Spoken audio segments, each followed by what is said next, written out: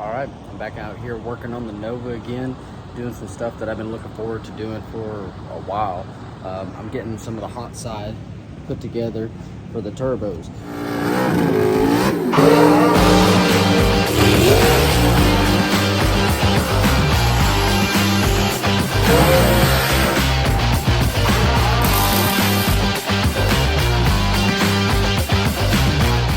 Saturday, I headed up to Smitty's to start the process of building DuckTape's turbo kit. First, I had some work I had to get done to the turbos to ensure maximum efficiency. Alright, so today I got me a turbo. Really, I've got two on the car, but I'm just going to show y'all what I'm doing with this one. We're going to do a little bit of porting action. I built this car to kind of be able to grow into.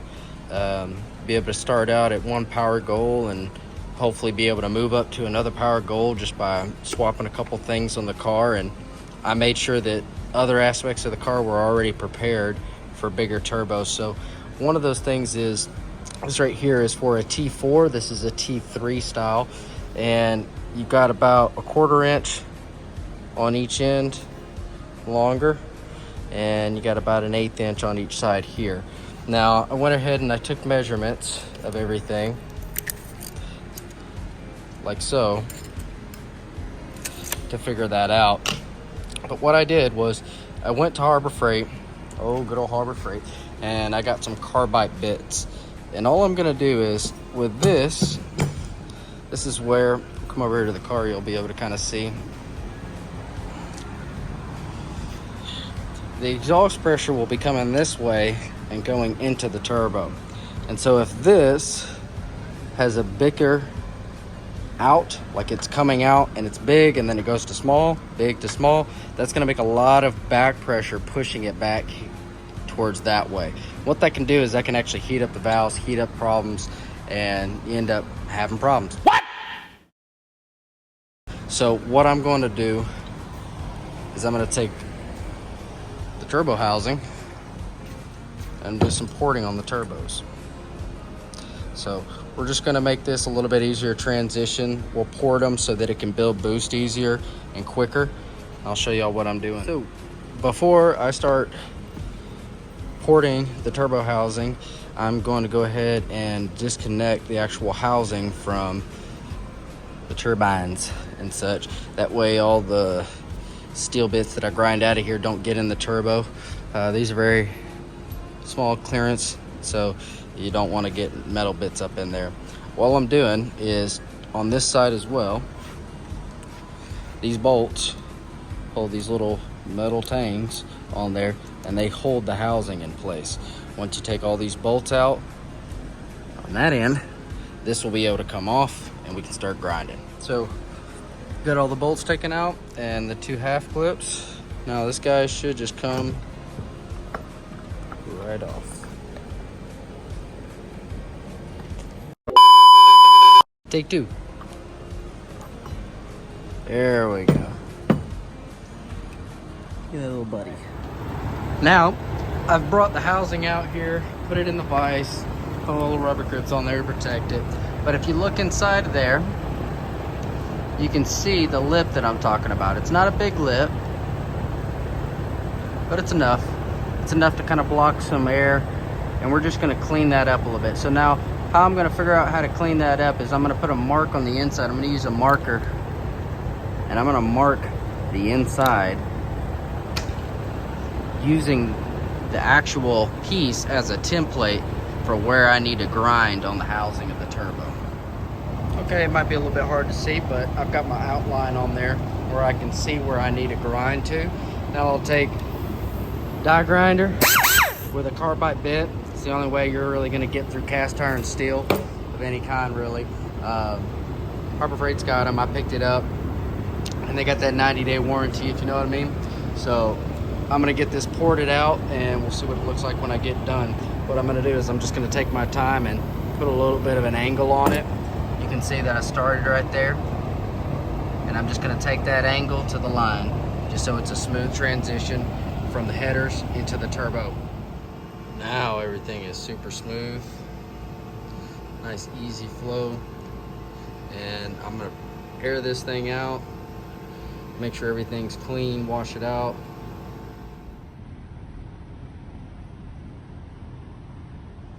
All right, I'm back out here working on the Nova again, doing some stuff that I've been looking forward to doing for a while. I'm getting some of the hot side put together for the turbos. Right now what I've got is I've got my clamp bolted up on the turbo housing for the exhaust, and I've started chopping some pieces up. So far this guy will come out, and there'll be another 45 that'll go that way. It's the one laying on the ground already chopped up. And then I think I'm gonna come straight back, a 90 straight down, and then a 45 out of the fender. And on this side, it looks like it'll be a little bit easier, because on this side, the main thing is as soon as I come out of the housing, I've got to get around this bar. But on this side, I'm able to go straight back. So I'll be able to go straight back, bank a 90 and 45 out the fender again. But that's all just said. It's not done until it's done. So I'm gonna keep cutting and working on some stuff. Show you guys a little bit about what I'm doing to make a turbo kit from scratch. You know, I just ordered some pipe off of Amazon, eBay, whatever, and made sure that I got stuff that was mandrel bent and the right size and stainless steel. That way it wouldn't rust, hopefully. But I'm gonna keep cutting, and I ended up actually picking up a bandsaw. All right, so starting to come along. After I got it mocked up, I just tacked the V-band to the little 45 that I cut right there, paying no attention to my boogery welds, and then tacked another 45 so that it'll go straight back. And what we're doing now is we're gonna have this guy come straight back into a 90 that will shoot it down, and then there's gonna be a 45 that goes like that outside of the fender. But now I'm cutting me a little straight piece to go from here to here. What I did was, a lot of these pieces, well, all of them really, I ordered at least have this end on them that is expanded to like 3.5 inch, where it can sleeve over the other end. So here it is. What I did was I sleeved this over that, and then put this guy down here about where I wanted it, and then made me a little mark, as you can see right there. Now I'm not going to cut it off of this end. I'm going to measure how long that is, and I'm going to cut it off of this end, because this end is that like slide shit that I don't want. I want to be able to tack it. I want it to be a smooth flow, so we'll have it like that. But we're just going to cut that amount off of that end. Thankfully, that amount is a little bit more than how wide that is. It's like right past it. So I'll cut this off, then we'll tack this in place, then we'll tack that in place. Bada boom, bada bang. Things are starting to go together, I think. But keep you guys updated.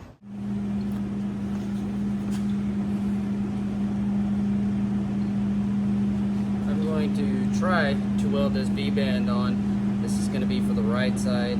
I've almost got the left side all the way done. I wanted to go ahead and start on the right side so that I know where everything's going to be sitting on both sides, and I don't get too far ahead of myself. So I've got this V-band. I went ahead and I took the grinder and I grinded around the outside edge, and I took a little die grinder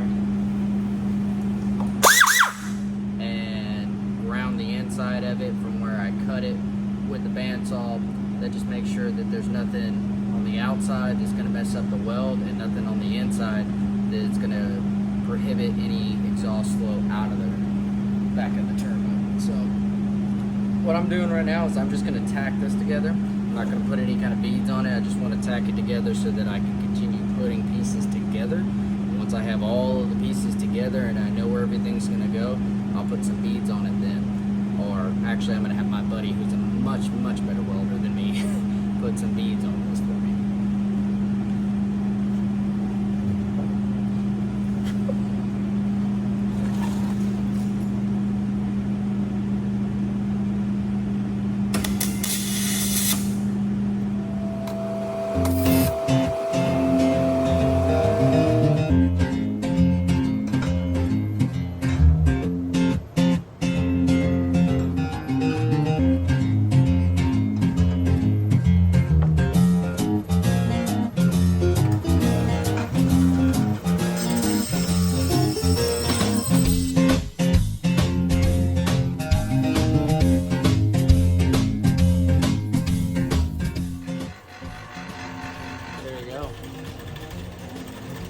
Now it's all cleaned up.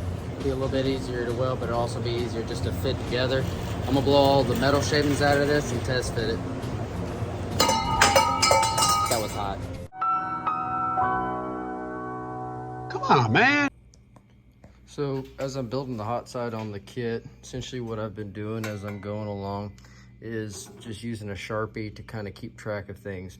So first thing that I did was, once I got the turbos where they're gonna be, started making the first pipe coming off. So I had to weld this pipe to a V-band, and I wanted to make sure that it's a round pipe, that it wasn't moving. I wanna get a center point. So put myself a straight line there, and then you can't see it because the V-band's closing it up now, but this line aligned with one on the turbo so that I knew this was always supposed to be straight up and in line with the one on the turbo. That made it where every time I put this pipe on, it was in the same orientation. Then when you came back, you'll see that I did the same thing. One straight up, wanted to make sure that it was there. And it's gone now, but I actually continued this line onto this second pipe. So I continued it from this pipe to here. But it got probably sanded away when I was cleaning everything up. Same thing on that side. And then now I'm down here.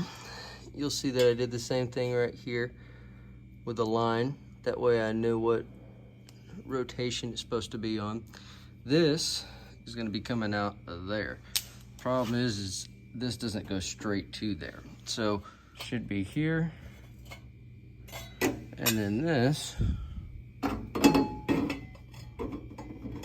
will be about like that.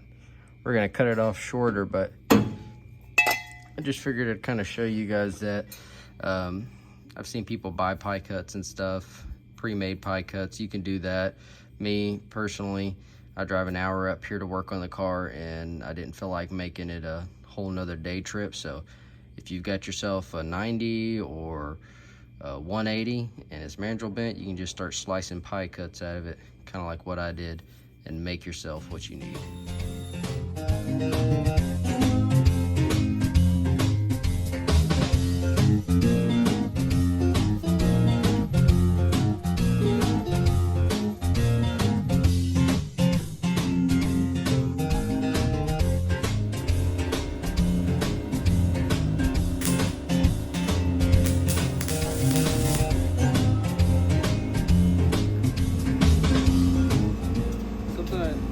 Something that I just wanted to show you is whenever you are welding and you've got this ring, if you weld on this side, it's going to kind of pull it up on the opposite side.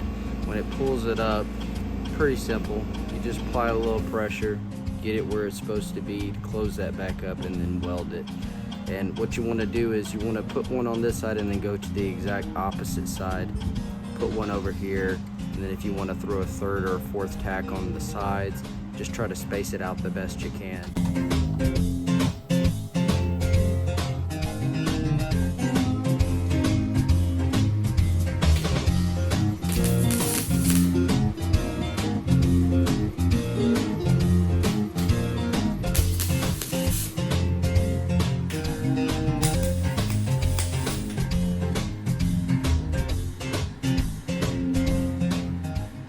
After getting into some creative positions, I got everything tacked together and ready for my buddy Mark to be able to final weld everything.